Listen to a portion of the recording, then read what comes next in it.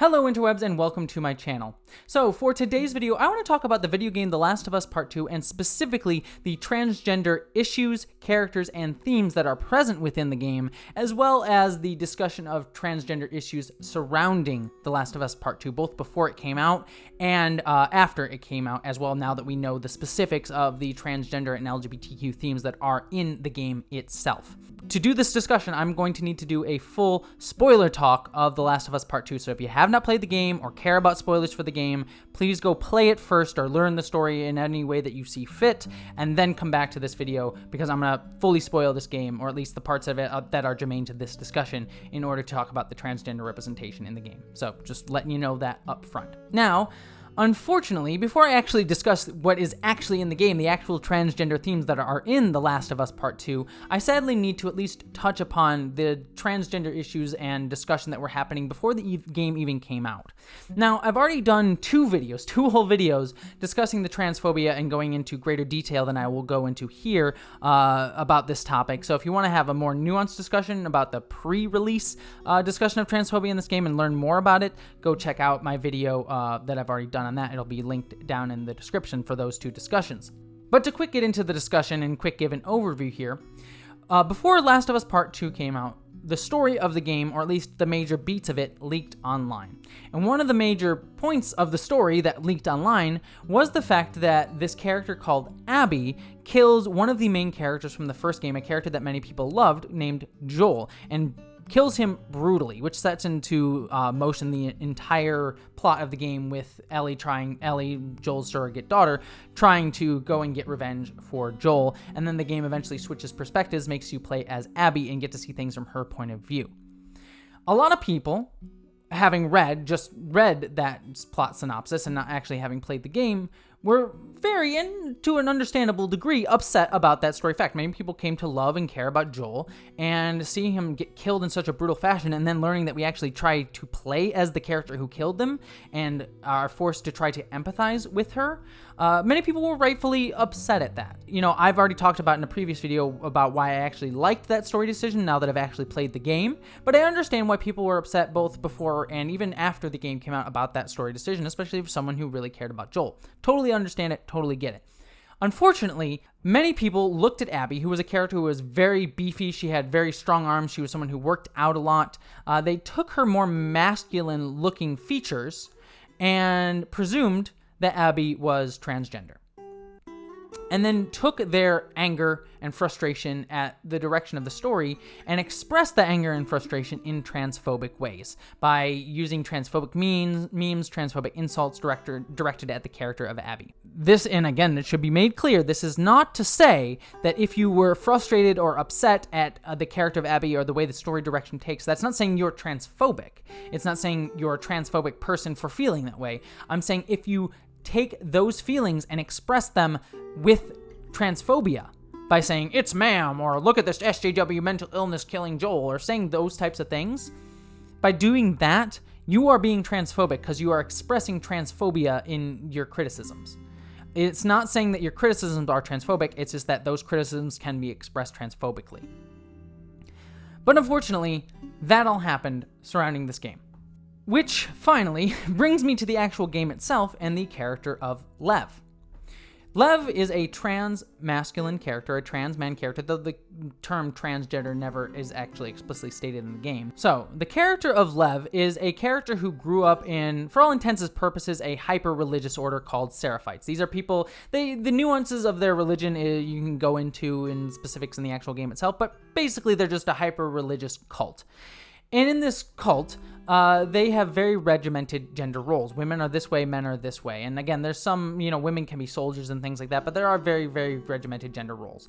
Lev was born perceived as a girl. As he started to grow up, started to realize that he felt more like a boy, and told his sister, Yara. For a long time, I didn't understand why he was questioning the laws, the traditions. When he explained to me how he felt inside, I told him he had to keep it to himself. I was hoping he'd snap out of it. He seemed fine for a while. But then he shaved his head. Like one of the men. It was suicide. We learn this all in backstory throughout the game, but his sister initially pushes against this, saying, you need to hide that, you need to keep that down. He initially seems to, but then when he is assigned to be a wife, he gets the role of being assigned to being a wife role in the society. He basically decides to shave his head against the rules. Women aren't allowed to shave their heads in their society, and again, Lev is not a woman, but he is perceived as such. He shaves his head in defiance of that, and as a result, the entire religious cult turns on him, and he is forced to go on the run with his sister, who now feels for him and wants to support him, and they go on the run, and it's basically his society is wanting to hunt him down and try to kill him, or at least capture him. So Lev goes on the run with his sister because of the prejudice and transphobia present within his religious cult's order. So that's where we meet the character of Lev within the game. And Lev goes on a journey with one of the main characters, one of the playable characters, Abby, in the game, the character that I mentioned before, who at this point we are playing as, and the game is trying to make us identify with. And as they go through their adventure together, they run into members of Lev's former society, and those characters dead name Lev. Dead naming meaning using the name that Lev was assigned when he was born, the name of Lily. They call Lev Lily when you run into them. The apostate! It's Lily!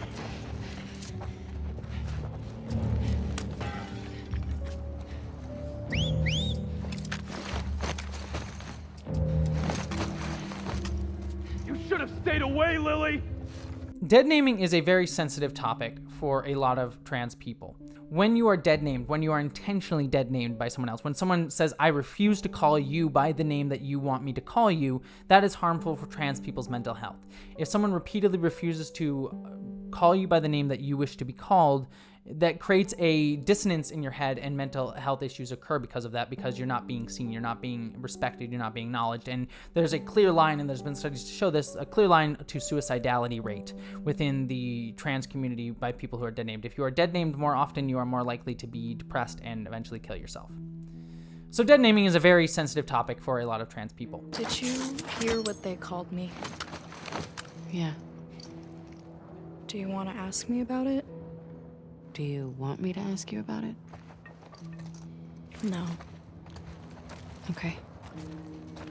Unfortunately, because of all the transphobia that occurred before the game even came out, a lot of trans people, a lot of members of the trans community were rightfully hyper-vigilant when looking at The Last of Us Part 2. And so they see this character of Lev, and they see this character being dead named repeatedly throughout the game itself. And I know a lot of people saw the dead naming of Lev and felt that it was bad representation of this character. And I can understand why for a couple different reasons. One, the game doesn't really focus and talk about why dead naming is bad. It presents it as a thing that affects Lev and hurts Lev and is a bad thing throughout the game. The character being treated badly because he is trans, because he doesn't fit in gender roles, and being dead named as seen as a bad thing by the game and by the characters that we are meant to empathize with. So I don't think the game is saying it's a good thing. But the game doesn't really go out of its way to talk about why that's important and why that's wrong. And when it comes to LGBTQ representation, because these issues of dead naming and transgender-focused issues are not as well discussed within society as a whole nowadays. When I say dead naming, I bet a lot of you who may not be up to date on transgender issues didn't even know what I was talking about until I just explained it. So the fact that the game doesn't really explain why it is bad to you may mean that it may go over the heads of a lot of people playing the game. This game is a mass market game, and dead naming a character and then not doing enough to explain that feels to many like it's dangerous, because the game is not telling people why this is wrong and why this is harmful. There are people who just won't understand it. There are even people, as evidenced by the transphobia that surrounded the game before it came out, who might even take pleasure in that, may like the fact that there's a trans character that is being dead named in this game, and may be like, yeah, they're enjoying that. Now, those people are assholes and shouldn't be catered to anyways, but there are members of the trans community who feel like if you're going to do that thing, you need to make sure you are very clear and intentional with showing that and showing why it is wrong. And for many, people felt that it was a bit haphazard in this game. For me, though, I actually think that the way the game does that and shows Lev's journey and the problems that Lev has to deal with, both within his own religious cult with his sister, who doesn't initially accept him or tells him to bury it down, the dead naming that Lev faces, and also something that the game also touches upon is that his Lev's mother, who is super religious, would rather reject Lev than love him and accept him for who he is, would rather push him out and even let him die than accept him within the community for who he is as a trans man. Those are all issues that a lot of trans people face. And The Last of Us Part 2 is a game and a series, frankly, that is very naturalistic. It doesn't necessarily try to moralize too much. It doesn't say, like, this is wrong, this is bad. It doesn't try to always answer every question. I mean, there are many elements of The Last of Us Part 2 that just don't get answered. The world feels bigger than it is. For example, we never meet the leader of the religious cult, even though we kind of get hints of her throughout the game. We don't necessarily get answers on these things, because that's what happens in the world. Sometimes you don't always get completion and answers to things. So for me, when I play The Last of Us Part 2, I actually quite enjoy Lev's journey because it feels very natural.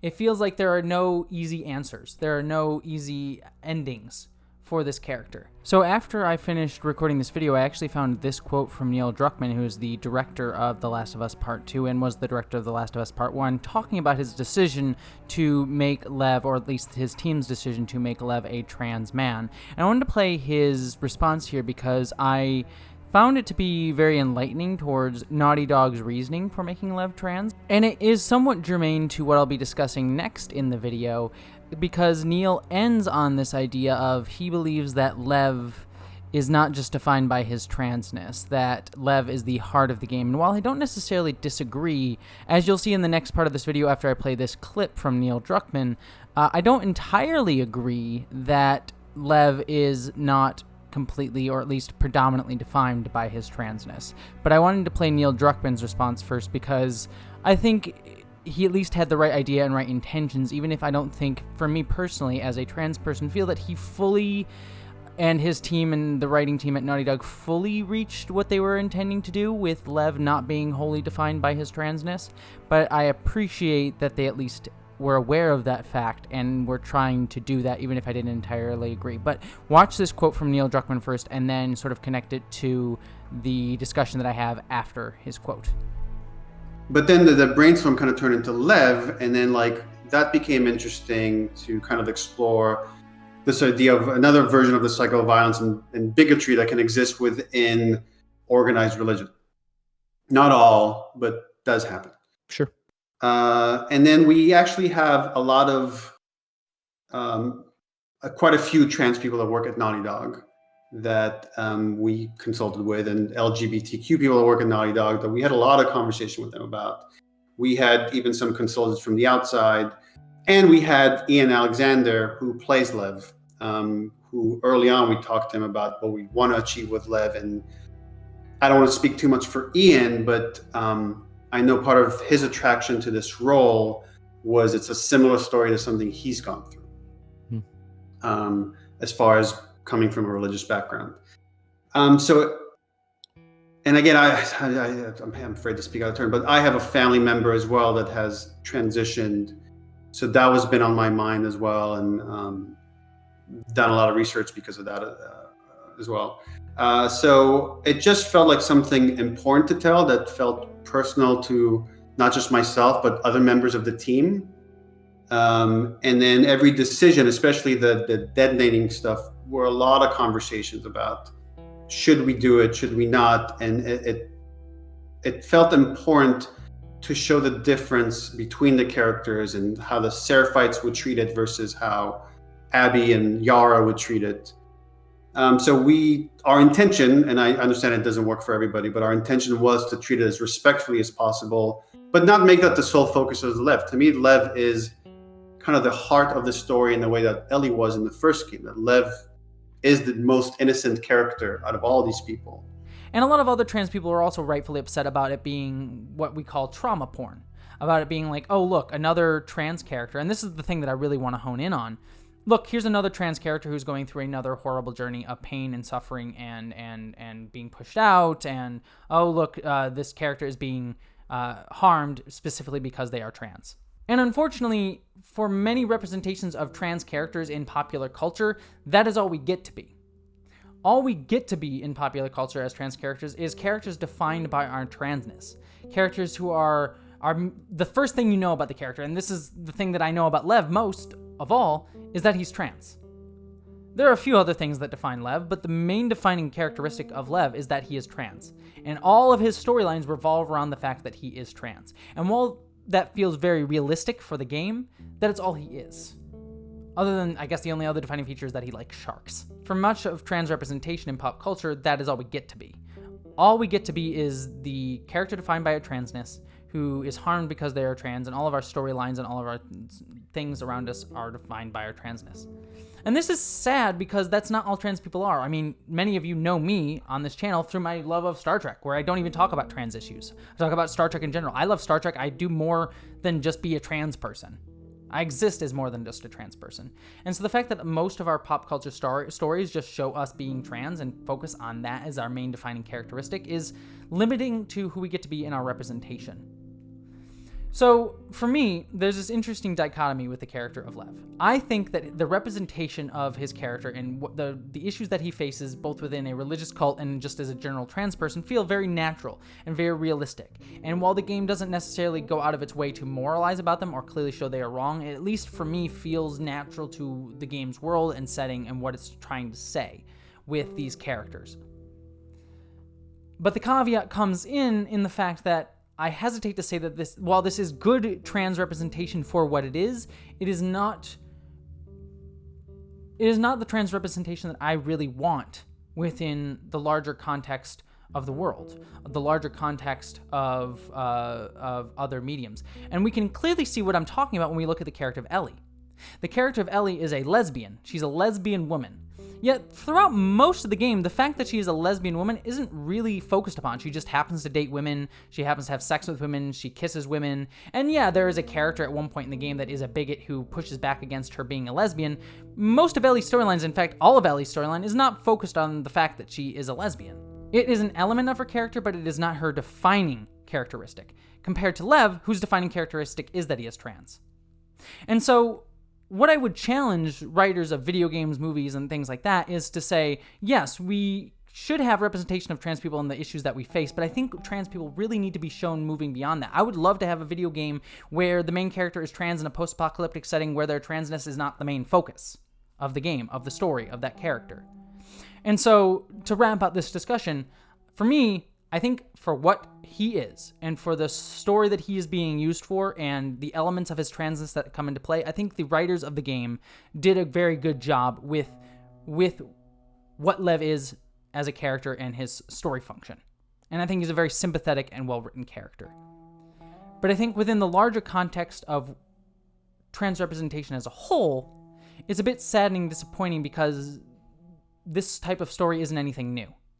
And it limits and shows trans people as only defined by our transness and nothing more. And so I would challenge games beyond this to really try and do and say more with trans people and show the diversity and nuance of a trans person beyond simple trans identity. And that's my views on the character of Lev and the trans issues within The Last of Us Part 2. But what did you think? Did you think that Lev was a good representation of trans people? Do you think he was a bad representation of trans people? I'd love to hear all that down in the comments below. Don't forget to subscribe and help me out on Patreon. All those things really help me out. But beyond that, I've already talked enough. So beyond all of that, I hope that you, as always, live long and prosper.